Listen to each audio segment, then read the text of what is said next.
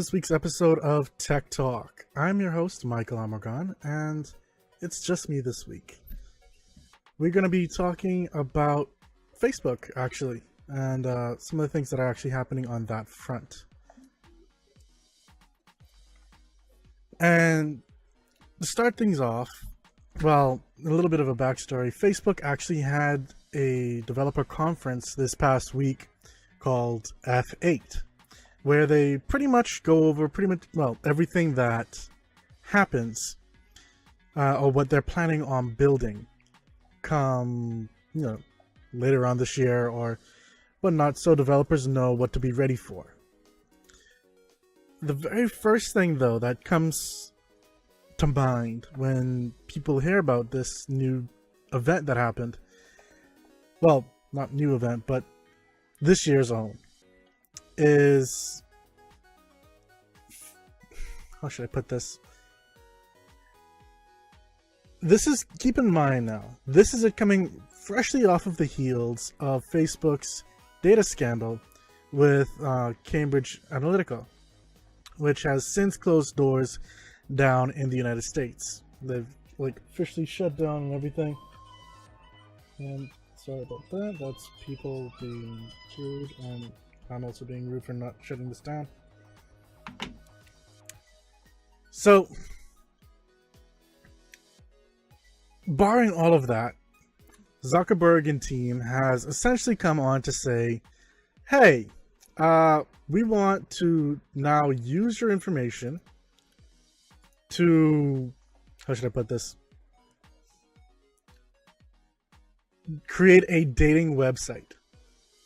So essentially what Facebook is going to be doing is using your profile information and making a Tinder-esque service. Now, there are people who are saying, yes, this is the direct hit to Tinder. There are people saying that this is the direct hit to OkCupid, eHarmony, other websites like that. And the real backbone of it, the real driving force that actually makes this a worthwhile contender, is the access to data that they have about you. They know everything that you like. They track you across the internet. They know all of your friends, or at least the vast majority of them. If you're not on Facebook, well, chances are you have somehow not created an account or you've deleted one, and you're intentionally avoiding Facebook. So therein lies the very odd thing that's happening. It's, why are you asking for this, all of this information, especially given the fact that, you kind of proven that you're not so good with it. Now, all of that in mind, the service does sound pretty interesting. And yes, there are people that are going to say, yes, no more to Tinder. Or, just glad that there's now something else that's going to be out there. And the first question that comes to my mind is, how is this data going to be secured? Because I'm going to sidebar myself to get into this, because just this past week, let me see if I could find it, a Facebook employee was quite literally bragging about getting access to user information. And let's see, this is from Reuters, saying that Facebook on Thursday said that it fired an employee accused of bragging on matchmaking app Tinder about his access to private user information. The incident comes as Facebook, well, we all know that, a Twitter user earlier on Wednesday posted about the Tinder conversation along with screenshots, saying that Facebook's security engineer is likely using privileged access to stalk women online, which turned out to be true. The actual thing says, I should mention that I confirm this individual works at Facebook through cross-reference of his Tinder profile, pic, LinkedIn, and Keybase.io's connections. And the screenshot pretty much says, let's see, click on it. So I told you what I do for work, right? LOL. This is the lady, that's your security analyst. I think that's really cool. He responds back with, haha, more than that, but based off of that, I also try to figure out who hackers are in real life. So, professional stalker. Out of habit, I have to say that you are hard to find. Her response, wow, LOL. Is that what you're currently doing? Trying to internet stalk me. Now, that is, how should I put it?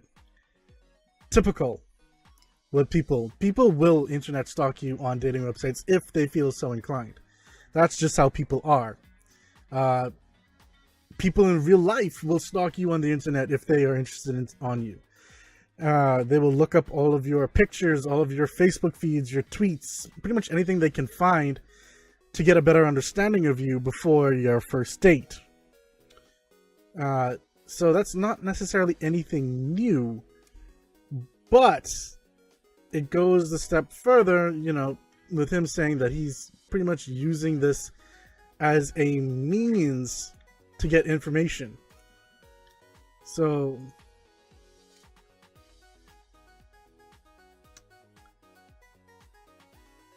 let's see.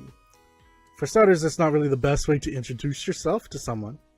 Oh, hey, I'm going to internet stalk you. And, you know, saying that you've been employing their professional acumen, which is, you know, figure out who hackers are, a professional stalker, and then looking up your person's information. For starters, you work at the company that owns a bunch of people's data. You are then going to then say that you already started looking up information about them. That's not going to come off well with a lot of people.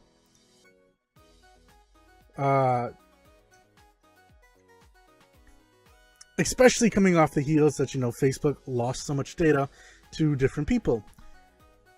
Now, apparently, it's not just the whole exchange. She only shared a small portion of it. And Facebook employees then contacted this guy for more information and began investigating. Sorry, not this guy. Lord. The girl. They contacted the girl and started investigating. The chief security officer at Facebook then said, "We are investigating this, and as a matter of urgency, it's important that people's information is kept secure and private when they use Facebook. That's why we have strict policy controls and technical restrictions, so employees only have access to data when they need to do their jobs. For example, fix bugs, manage customer support issues, or respond to valid legal requests. Employees who abuse these controls will be fired, meaning that they have access and means to abuse these controls. It's just they will be found out if something like this happens," which it did. And apparently he was fired immediately. A Facebook spokesperson confirmed. Said they responded to a question regarding what those controls were. Access is logged, and employees requesting data outside their purview are warned, and the need for access confirmed. Automated systems also exist to flag abuse. They don't seem to have helped much in this case. The lady then says that she would like to thank the many Facebook employees who reached out to find her personally and what they could do to help, and especially their CSO, who I mentioned, for definitely handling of a dicey issue. Now, that raises the concerns of security on this thing, because that was Tinder, a completely separate platform that Facebook does not necessarily have means to tie into, other than to say that you're logging in with it. Now you're dealing with Facebook on itself, which has some interesting concepts about how they will handle Facebook dating. Now, the idea behind it essentially is that it's going to pull information from your Facebook page and create a separate dating profile for you. which will not allow any of your friends that you have on your Facebook, so that could be family, friends, crushes, ex-girlfriends, hey Papa Baby 69, or anything along those lines, to follow you. Well, to like you or see your dating profile. And that's both good and that's bad, because you may have people that you are interested in and like you really want to date, but they're in the friend zone, or they're just crushes for right now, or you know, something about those lines right there where you're not really able to go further than that. But their whole thing, they're saying, is not to allow for hookups like Tinder is. Woolly Lemon, are you saying I can have Facebook's customer service delete all my data upon request? Technically, yes, you can. But you would have to delete your account. And that's not just deactivating your account, that is actually deleting your account. So you can go into the settings, go and look for that, and do that if you so choose. I'm not saying to do that. I'm not saying, you know, everyone should. I am not like one of Tinder's WhatsApp's ex-CEOs saying, you know, delete Facebook, it's time. But what I am saying is, it's very concerning that the company that's just recently, that has all of your data, lost a good chunk, not lost, but sold or gave developers access, a huge chunk of its user database's information to a developer, which then sold that information to Russia for an ad campaign so that Trump could win. And no, I'm not being politically inclined here. I'm just stating the facts. Then wants to then use that same information to create more information to say that you want to date someone. That is what I have a concern about. And they're saying that this is built up with the idea of privacy behind it, which is the reason why your friends, any of your friends, including family, friends, lovers, or anything like that, will not be able to find you on this platform. Though it does seem like they are focusing on people who are single or in open relationships to be eligible for this to show up. So that means if you're married, you may not have that option. Well, if your status is set to married. Now, people are saying, you know, this is something that's about time, so on and so forth, saying that, you know, Facebook has had if Facebook has allowed you to put up, say, that you're single, that you're in a relationship, that you're married, that it's complicated, that it's whatever, for years and years now. I think it's about 14 years now, if I remember correctly, that they've pretty much been allowing you to make statuses like that. And, you know, Facebook within itself has created a number of couples, and married couples at that, across the years. So there is the whole basis that, you know, Facebook has already been encouraging dating. But, and there's the but, is it really what you want to do? So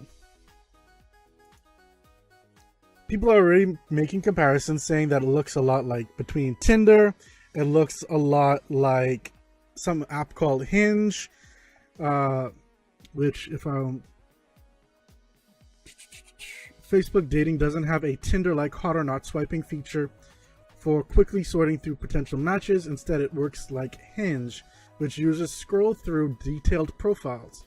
Both Hinge and Facebook dating also allow users to post answers to questions on their profiles, whether they prefer dogs or cats. And the biggest similarity, singles on both services can start conversations not by merely saying hello, but by commenting on a specific profile item. For example, you can click on a picture of someone's trip, for example, and mention that you've been there too, you can simply like an image, video, or question response to signify your interest.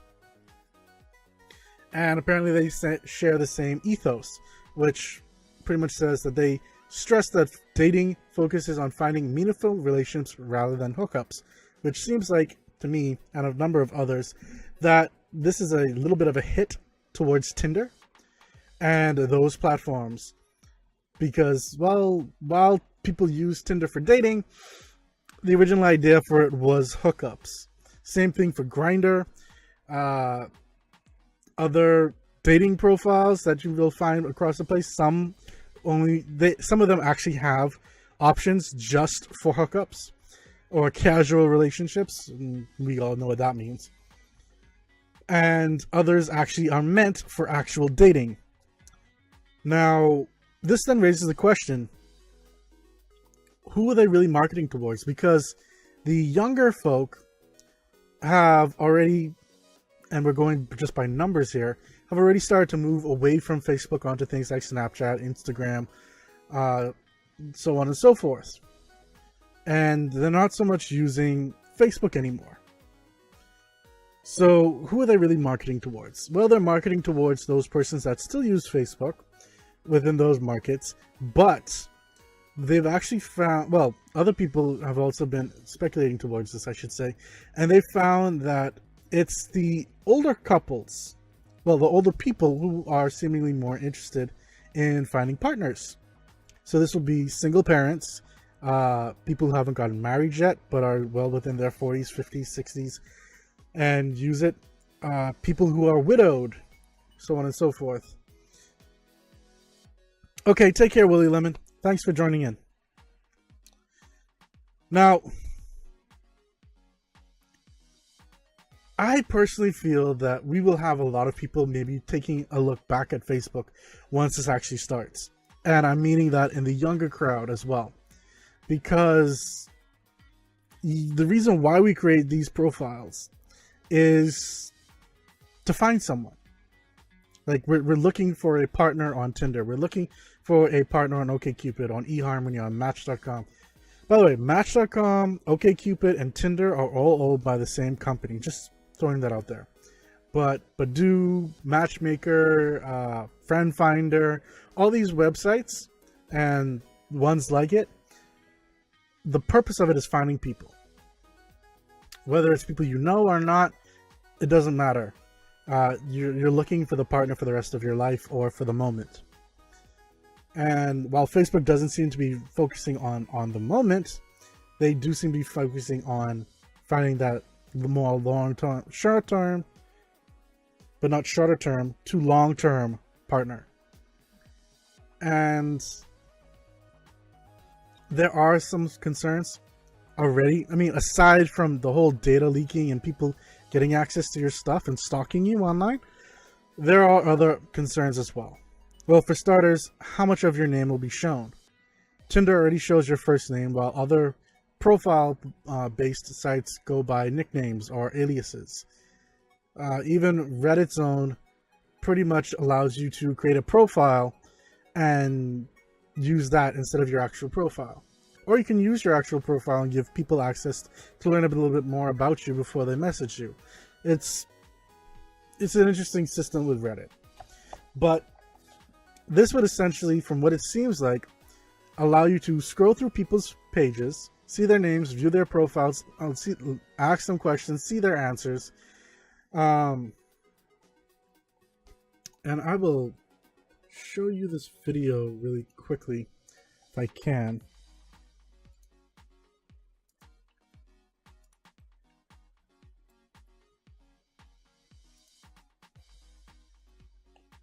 So this is pretty much what it looks like. You scroll up and down, whatnot. You can then see people's profiles, pictures, see the comments about stuff, see their age, their first name, where they work. Very similar to what you would find on Tinder.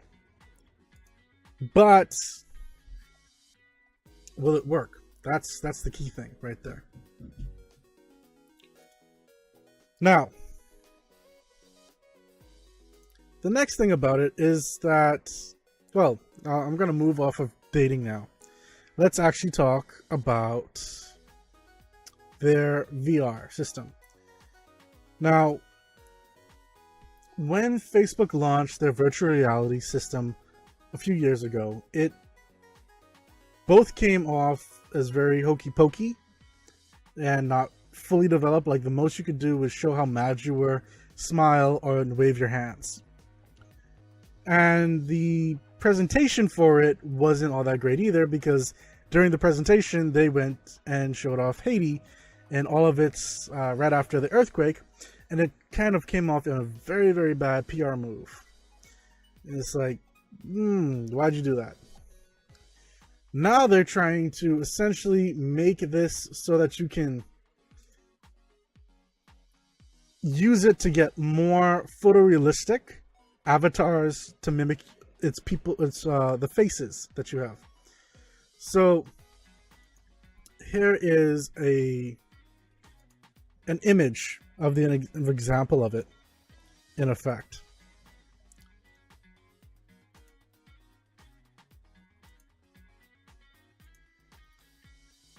So let's make this okay, it's not going to go any bigger for me. So what it is as you're moving your face and your mouth and everything like that, it already creates a VR model of you, of your face, which makes it a lot more personal than a, how do I put this? A more basic version of Samsung's AR emojis. And, you know, it helps. Though, you know, when I'm thinking about this, the rest of the body typically is very non-detailed. So then you're going to have this very detailed face on it. It's going to look a little weird. I'm hoping that they actually develop it a little bit further and, like, put a little bit more detail to the body. But from what they're saying, it's that during their 2-day keynote at F8, like I mentioned earlier, it allows you to bring your real-world identity into VR so that you're recognizable by friends. So you don't have to wonder, okay, who's that person again? And that is critical because virtual reality allows us to essentially eradicate the barriers of distance. So if you can actually play a game with a friend, see the friend, or, you know, whenever they decide to allow us to have detailed avatars, like in that one Steam game that I'm not going to mention, that starts off a number of memes nowadays. It also allows you to just spend time with friends in a room with people that you may not have a chance to. And this would allow you to actually see facial expressions a lot better. Now, right now it's just experiences and experiments, but they're saying that they'll pretty much fall flat without emotion that's obscured by headsets or left out by the same static avatars which they've been using so far. Now, if they can port your face along with it, that's great. Now, they've been working and making steady progress on avatars for years now. And what they're saying, I'm going to use another image here,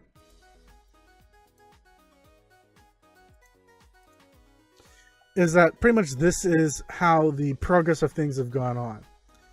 We have, right about here, a very basic, generic headset. Well, head, just saying that you've got a headset on, a somewhat weird face, somewhat more personalized, a little bit more detailed, and a lot more detailed.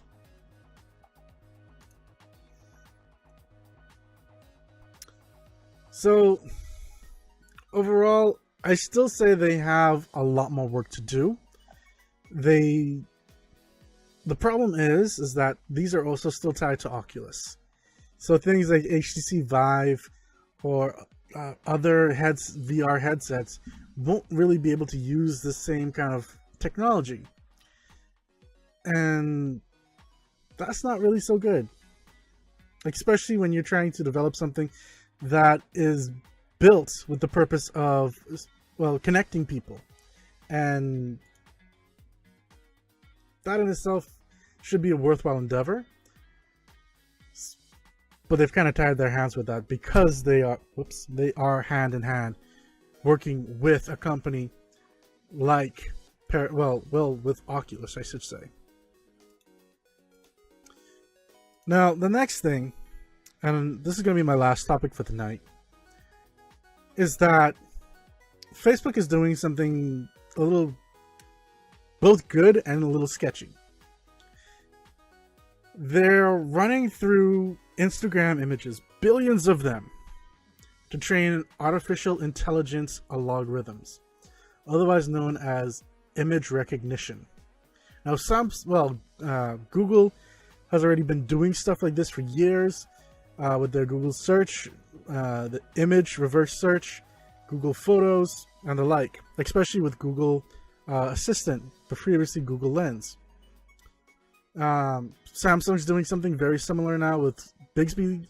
Now Facebook has seemingly wanting to get in on the action as well. And they have one of the biggest repositories of images to do that. But are they really able to? Well, not able to, I should say, but should they be allowed to? And unfortunately, yeah, they are allowed. You know, any image that you share on Instagram or Facebook or, you know, a social media, you technically give away some of your permissions to whatever the places that you're hosting it to use that information in some way or form of another. And with Instagram, it just so happens to be that, you know, they can use it to scan people's faces, learn what faces look like, learn what cats look like, learn what that phone looks like, and so on and so forth. And for you guys who use it for more adult purposes, yeah, be prepared to start immediately getting flagged. Now, from what I'm reading, they say that the approach, which culls images from publicly available hashtags, is a way to amass and train software with billions of images without the need for human workers to laboriously analyze the data and annotate it. And the end result is a training system that creates algorithms Facebook says beats top-of-the-line industry benchmarks. Well, kind of makes sense given the repository of images that they have. They say that they rely almost entirely on hand-created and human-labeled data sets. If a person hasn't spent the time to label something specific in an image, even the most advanced computer vision systems won't be able to identify it. But using Instagram images that are already labeled by way of hashtags, Facebook was able to collect relevant data and use it to train its computer vision and object recognition models. So, for example, bear as a hashtag, and you take a picture of a bear, either a bear mug, bear can, bear bottle, bear label. Whatever bear is related, it's probably going to start picking up on that, learning that it's related to that, and then using that for its data set. The interesting thing that has come to mind inside this is that it's not Instagram that's only going to be using this, it's Facebook as well. Which means that, you know, they're going to be able to police a lot more stuff and then recognize things a lot more across both platforms. And it's also maybe not going to just end there. It may end off in other places too. We're not sure. Both WhatsApp CEOs that were pushing for security of WhatsApp have stepped down now. Rumor has it that the last one stepped down because, you know, Facebook continuously wanted more consumer information, and he got tired of it and left. So whether that means WhatsApp is actually going to officially start getting its access, well, not access, but its information accessed by Facebook, well, that day may actually come where Zuckerberg stands in front of Congress and says, yes, WhatsApp is being read by Facebook. Now,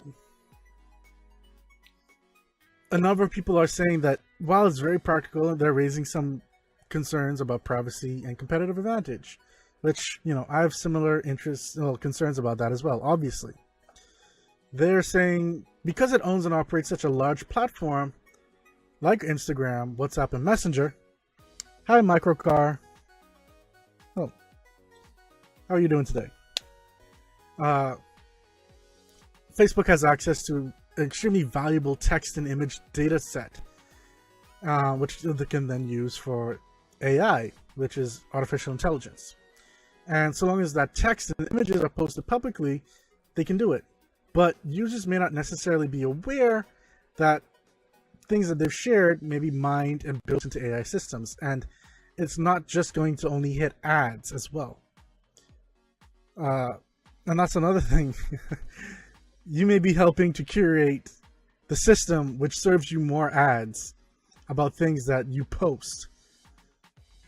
Which, once they have access to WhatsApp, which might be coming soon, like I mentioned, if you post things like pictures of places, objects, things that you're sharing to family and friends, they may start serving you more things like that on Facebook and across the web. Now, the thing that they're saying is it's only extracting object-based data and not necessarily trying to draw user behavior from the content of your photos. But look at what they did with Facebook's facial recognition system that has already started automatically tagging photos of your face across their system. It's only just a matter of time, to be quite honest. And that's what people are saying, that, it's a little bit of a concern right there. On a grander scale, they're building these systems to help scale its moderation efforts as well. So things that might be bad, they can also flag a lot easier on all platforms. And say if you're part of a WhatsApp group, a Facebook group, a page, or anything like that, and you're sharing something that's technically illegal, well, they're going to be able to shut you down a lot easier and maybe ban your WhatsApp account or your group or your account or whatever. Microcar, none of the platforms are doing it for the people. There's always gain. And that is so true. They're not doing it so much to help you. They're doing it to either sell you stuff, to sell your information, or to moderate itself easier and prevent themselves from getting called into Congress or whatever country Senate system or government system it is they pretty much will have to go to. One thing that they're saying is that until very recently, we often had to rely on reactive reports. We had to wait for something bad to be spotted by someone and then do something about it. And that's true. I've reported a lot of different stuff before, and it's generally taken about a day, well, a few hours to a day or two, or maybe a week before I get any response back to it. With a system like this, as soon as it gets posted, well, it might already be flagged. So maybe, well, I'm not saying maybe. I said maybe. But this could be a very good thing as well. Let me put it like that. Now, apparently he also added that the bulk of moderation is being handled by artificial intelligence, which is helping the company screen and scrub its platform of things from terrorist propaganda, nudity, violence, spam, and hate speech. The violence part is interesting because I've seen videos posted and it automatically comes up saying, it grays it out, puts a button over it, says, hey, this is graphic material that's, there's violence inside of it, someone is dead, something along those lines. And it gives me a very good heads up of what's inside of it before I even click on the video. Now, there are times when it doesn't always work out. Like the other day where I saw someone get electrocuted on Facebook. Wasn't the best experience, by far. But if we could weed out things like that and actually give me a heads up before I click on stuff, well, I mean, I'm not gonna knock it. It's a catch-22 kind of thing. So we'll have to see how it actually goes through. And one thing they're saying is that it actually is hit a record of image recognition accuracy as well. They're pretty much saying that the work known as weakly supervised pre-training got an accuracy score of 85.4% when applied to the common benchmark tool fully, which placed it about 2% better than previous state-of-the-art technologies, meaning that the industry best before Facebook started using Instagram was around 83%. That's not bad. That's not bad at all. The fact that because they have access to such a huge sublet of information, meaning that they get to upgrade the system and like push the state-of-the-art kind of stuff, that's not bad. What I will like to know is how they're going to use this information across the board, since they have so much information. I think the only thing that really beats them is probably Google's images and Google's photos, because Google Images scans the internet for photos and allows for cross-reference and reverse searching, which it does a fairly good job of. And Instagram has, billions of pictures that people post worldwide, and with relevant, well, not always relevant, but most of the time relevant hashtags to say what that content is. So, well, we'll have to see what happens. I'm hoping that they develop it further alongside other people to help a lot of other platforms as well, instead of just their own. That will also, they can maybe make some money from that as well. But who knows? That's going to be it for this week's episode of Tech Talk. Microcar, the web is so big now, who will ever be able to tame the monster? You know, that's a very good question. I don't think anyone will ever truly be able to tame the monster, because then we have like things like deep web and stuff like that. So, yeah, well, deep web, dark web, whatever you want to call it. But yeah, I don't think everyone's ever truly going to tame it, unless you're just talking about what the regular populace sees. And even then, it's going to be a subset of companies that will probably be managing it. Google, Facebook, Amazon, these are already the ones that have taken over the web, essentially, as the key places to go for. I should probably add Netflix to that as well for videos and stuff like that. But yeah, that ends it for this week's episode of Tech Talk. Unfortunately, the co-hosts weren't able to make it this week. One is sick, one is busy with some personal life stuff. So feel free to tune in next week, Thursday, 6:30 p.m. Eastern Standard Time. We'll be talking more about tech. I will more than likely be playing some games if you guys want to join in. And maybe we can have a gamers community gaming night one of these nights as well. But expect me to probably be on Sunday night, Tuesday night, and probably next Friday. Definitely will not be this upcoming Friday. But until next time, guys, take care.